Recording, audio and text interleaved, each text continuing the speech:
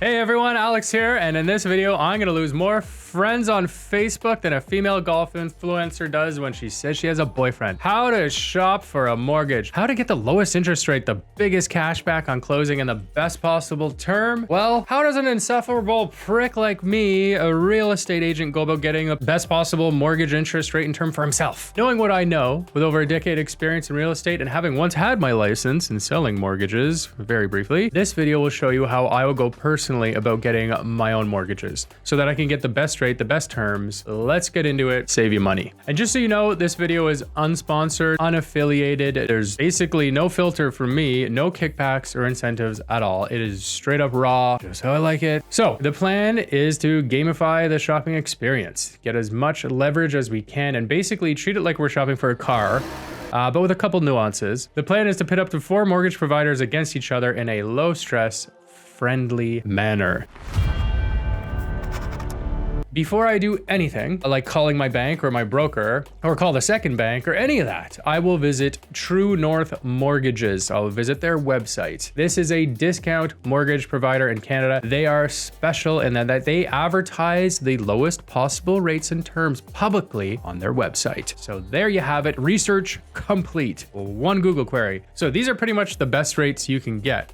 Our goal is to get a mortgage like this, but using a major institution. And truly, it's very unlikely you'll get a better rate than on this website. We're basically just trying to match it. We want to avoid risky discount brokers because they don't really have respect for your timeline. You can use True North Mortgages, but a word of warning, there is no one going to bat for you. There's no agent or someone who's representing your best interests. So they don't necessarily care about your timeline, and timelines are super sensitive in real estate. Like if you need to continue negotiations, if something happens before closing and you need to change closing, anything, any kind of little wrench thrown in there, using a discount brokerage, like you could go belly up before closing. There are a lot of asterisks with these discount rates. They get all weird at True North Mortgages if you don't have the perfect AAA financial file. And overall, versus a bank or a mortgage broker, a discount broker is going to be much riskier for you for closing. So there we have it, a baseline for the rates. Now, I'm ready to make my calls to the other mortgage providers.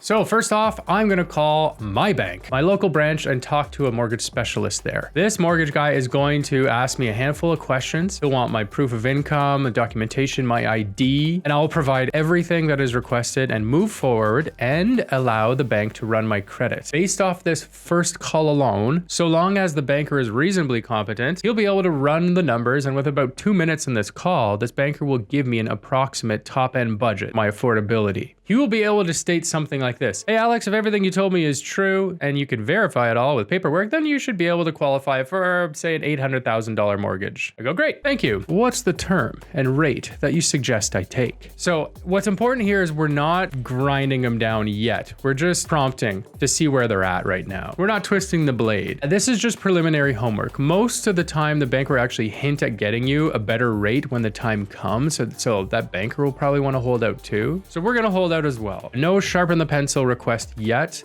We need more leverage. Let's go get it. So we're gonna do the exact same call effectively, but this time with a mortgage broker. So let the mortgage broker run my credit, go through the paces. What's important here is that the banker and broker need to know that I'm committing to their time. I'm not simply calling and asking about the rate, I'm applying.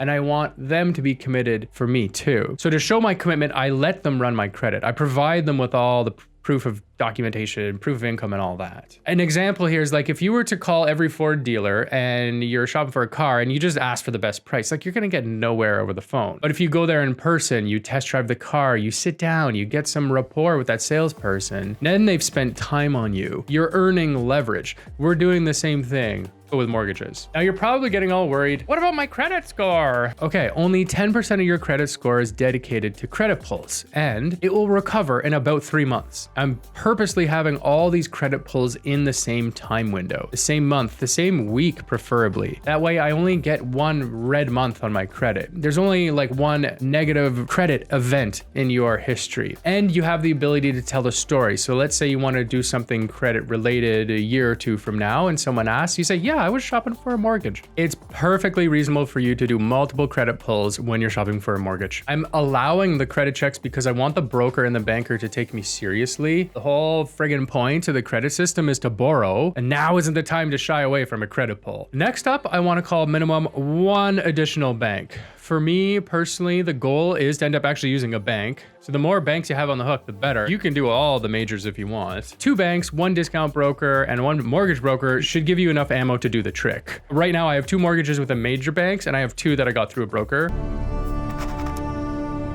So there you have it. Now go buy a home and get into a firm purchase agreement. Get that in hand. Once you have the agreement, forward that agreement to your bankers and broker. And now is the time to actually let them know about each other. Let them know that they actually need to compete.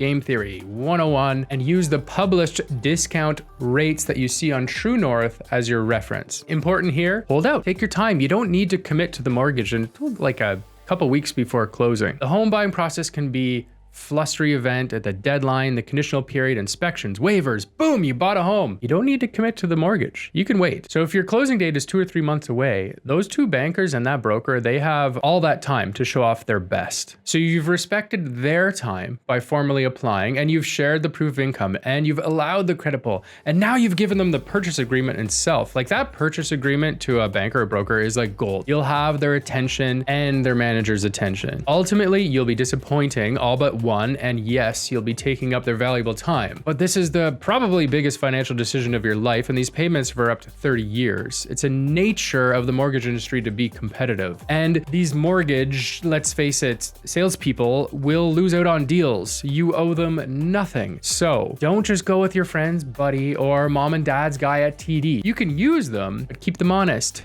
Get your leverage. And if you've done what I've recommended, you'll have all the leverage in the world. Recently, in my experience, the last 2 years or so, and this is shot in 2025, the banks have been beating the brokers, like handedly. They admit it. It's affecting their golf scores. And where they're beating them mostly is this cashback on closing. The incentives from the banks are huge. I'm close friends with a lot of these bankers and brokers. Yeah, the banks are crushing it. I just had a client go wild and pit a total of 6 mortgage brokers against each other. The winner happened to be CIBC. This was a few months back. I don't even know the banker contact, and I don't care, but I forwarded a few contacts for him to pit against as well. Today, CIBC won. Tomorrow, it might be Scotia or RBC or whatever. The mortgage salespeople, they have teams, and management have meetings where they talk about spiffs and incentives and promos, and they change day by day, week by week. So you want to game this whole experience.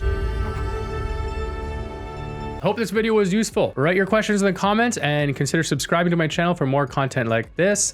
Thank you so much, and I'll see you in the next one.